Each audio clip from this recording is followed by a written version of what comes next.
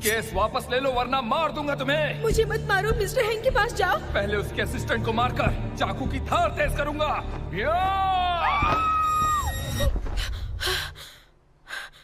मैं तो डर गई, मैं तो डरी गई। ये कितनी डरावनी जगह है। लगता है कफन में ही सो रही हूँ।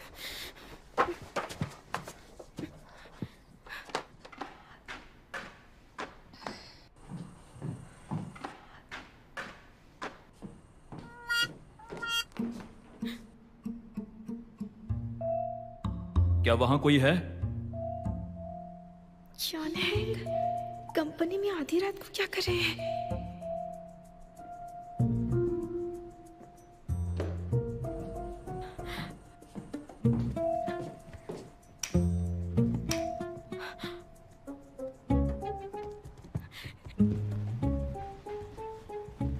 अगर मैं दिखी तो काम से गई।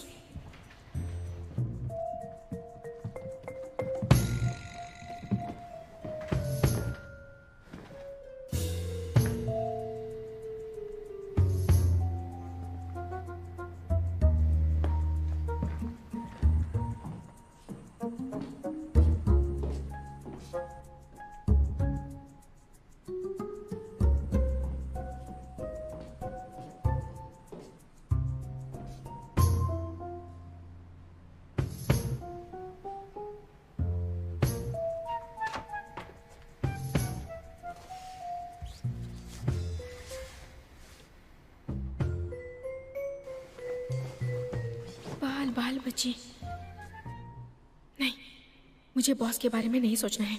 मुझे काम के वक्त सिर्फ काम के बारे में सोचना चाहिए। मुझे एक पॉजिटिव लड़की बनना है। सो जाओ। सोना अच्छी बात होती है।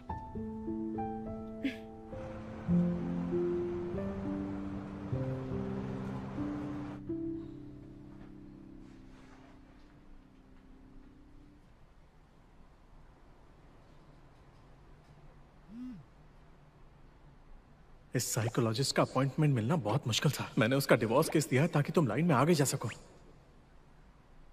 देखने में तो ये प्रोफेशनल नहीं लगता। अपने गुस्से पर कंट्रोल रखो यार, और थोड़ी रिस्पेक्ट दिखाओ, वरना मैं तुम्हारे सारे क्लाइंट्स के सामने तुम्हारी नींद ना आने वाली प्रॉब्लम बता दूंगा। और जब ये प्रॉब्लम सुनकर वो अपना लॉयर बदलेंगे तो मुझसे मत कहना, मेरी कोई रिस्पॉन्सिबिलिटी नहीं है।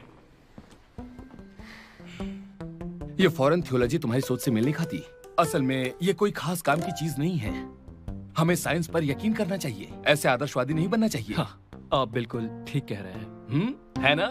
हाँ, मैंने मिस्टर वू से सुना है कि आपकी लॉ फर्म इतने सालों से गोल्डन बैलेंस अवार्ड भी नहीं जीत पाई है। आपके जुनून ने तो आपको स्ट्रेस में डाल दिया होगा, जो आपकी इंसोम्निया की वजह बनी। मेरी काबिलियत पहले से ही इंडस्ट्री में टॉप पर है, तो मुझे किसी भी अवार्ड की जरूरत नहीं है। इसके बजाय गोल्डन स्किल्स अवार्ड को मेरा अप्रूवल नहीं मिला। क्या ये आपकी इंडस्ट्री में इसे सबसे बड़ा अवार्ड नहीं माना जाता है? अगर आप इसे हासिल नहीं कर सकते तो आप खुद को एक बेस्ट लॉयर साबित कैसे करेंगे? मैं बहुत ही नरम दिल हूँ। मैंने सिर्फ आपके लिए लाखों का केस खारिज कर दिया। क्या इतना काफी नहीं है?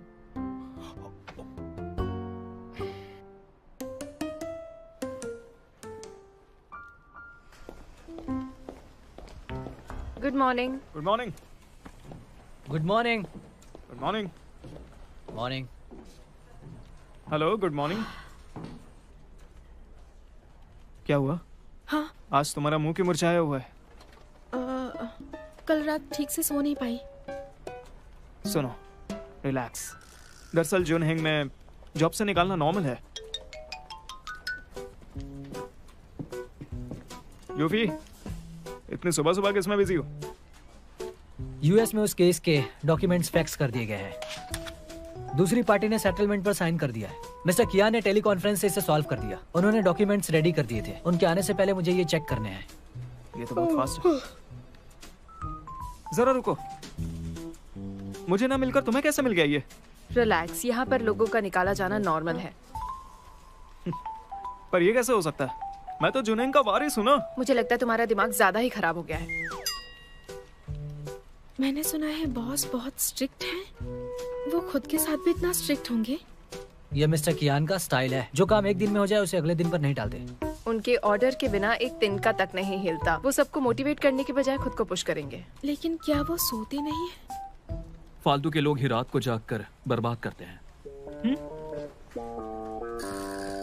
बॉस, बॉस, आप आ गए हैं।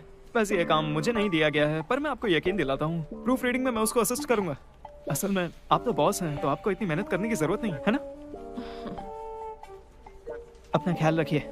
अभी भी नींद में हो, तुम कहना क्या चाहते हो? एक्चुअली इतना जरूरी नहीं है। बॉस, मैंने सुना आपने नया घर लिया। कैसा है वो? अच्छा है? ठीक है, बस वहां का पड़ोसी बिल्कुल बेवकूफ है। वो शोर मचाता है, तोड़फोड़ भी करता है। हाँ, उसकी ये हिम्मत। जरा मुझे अपना पता दीजिए, शिकायत करके बाहर निकालता हूँ उसे। मैंने उसे पहले ही बाहर निकाल दिया है। हटो। हाँ? वो तो एक अलग विला में रहते होंगे ना? वहां पड़ोसी कैसे हो सकते हैं?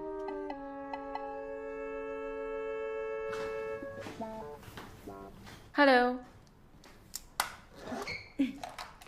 मिस थैंकिंग, क्या अब मैं थोड़ी ठीक लग रही हूँ? हाँ ठीक है, पर डार्क सर्कल्स देखकर लगता है कि तुम कियान की टीम से हो। हाँ।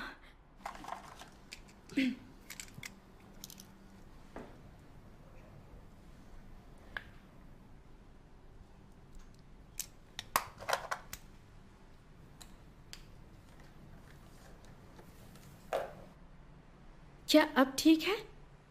ज्यादा डार्क नहीं है ना? डोंट वरी, जहां तक मैं तुम्हारे बॉस को जानती हूँ, वो लिपस्टिक को लेकर बिल्कुल ध्यान नहीं देते। सच में। ठीक है।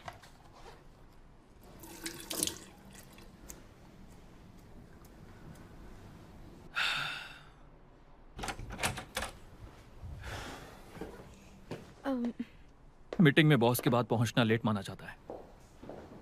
वो तुम हो।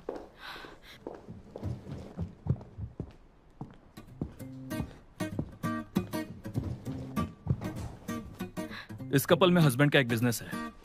आपसी कलिश की वजह से 6 महीने के बाद उनका डिवोर्स हो गया। शादी से पहले के एग्रीमेंट की वजह से वाइफ को बहुत छोटी सी प्रॉपर्टी ही मिल पाई, पर अब उसे पता चला कि उसके हस्बैंड की सारी प्रॉपर्टी सामने आने वाली है।